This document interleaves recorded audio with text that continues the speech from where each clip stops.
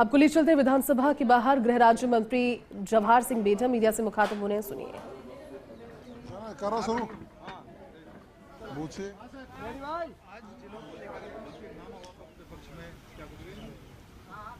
देखिए, कांग्रेस के कुछ लोगों ने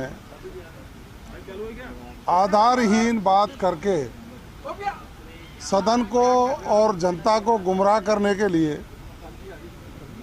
और सिर्फ उनकी उपस्थिति कैसे दर्ज हो, उनको कोई मतलब नहीं था आंकड़े क्या हैं, नियम क्या हैं, कब कब जिलों का गठन किया और किन किन सरकारों ने किया। उनको सिर्फ जनता को ये दिखाना था कि हम आपके बारे में बोले हैं। मैं निश्चित रूप से कहना चाहूँगा कि पिछली सरकार से पहले जब जब जिलों का गठन हुआ, वो भारतीय जनता पार्टी की जब सरकारें रहीं, उन्होंने ही आवश्यकता अनुसार जनता की सुविधा के लिए नए जिलों का गठन किया था। पिछली सरकार ने बिना किसी मापदंड पूरा किए अपने राजनीतिक स्वार्थों को पूरा करने के लिए, जनता पर बोझ और भार डालने के लिए जिलों का अनियमित तरीके से गठन कर दिया था। और मैं इस मंच से स्पष्ट रूप से कहना चाहता हूं कि कांग्रेस के ही लोग कुछ विरोध कर रहे थे कि जिले गलत बन गए हैं, सही तरीके से जिले बनने चाहिए। और भारतीय जनता पार्टी ने अपने संकल्प पत्र में कहा था कि जिन राजस्व इकाइयों का जिलों का गलत तरीके से गठन कर दिया गया है, उनकी समीक्षा करेंगे और जो जनहित में निर्णय होगा वो हम करेंगे। माननीय मुख्यमंत्री जी ने पूरी समीक्षा करने के बाद जनहित में निर्णय लेकर के जनता की जवाबदेही को पूरा करने का काम किया है। अब कांग्रेस के लोगों के पास कोई मुद्दा तो है नहीं, जनता में मुंह दिखा नहीं सकते।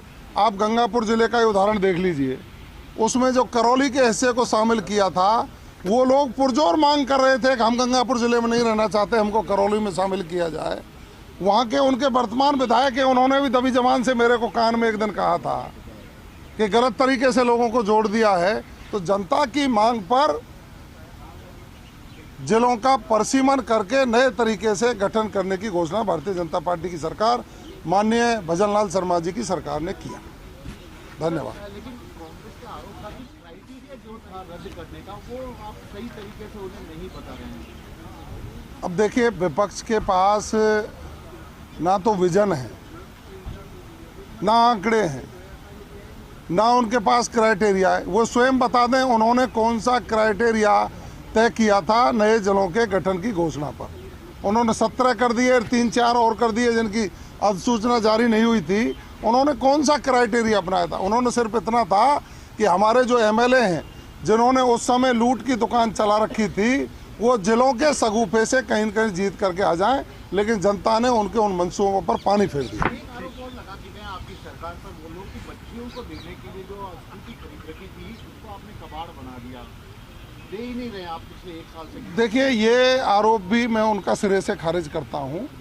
हम नियमित रूप से, आपको ध्यान होगा कि अब भी 1 महीने पहले हमने बच्चियों को स्कूटी देने का काम किया। पूरे प्रदेश में स्कूटियाँ बटी हैं विभिन्न योजनाओं में, चाहे वो देवनारायण योजना में हो, चाहे कालीबाई भील योजना में हो, चाहे हमारे जो आर्थिक पिछड़े लोग हैं उनको हो, सबको नियमित रूप से स्कूटी मिले, ये क्रमबद्ध तरीके से तय करके उसको सकारात्मक रूप से जनता तक पहुंचाने का काम हमारी सरकार कर रही है।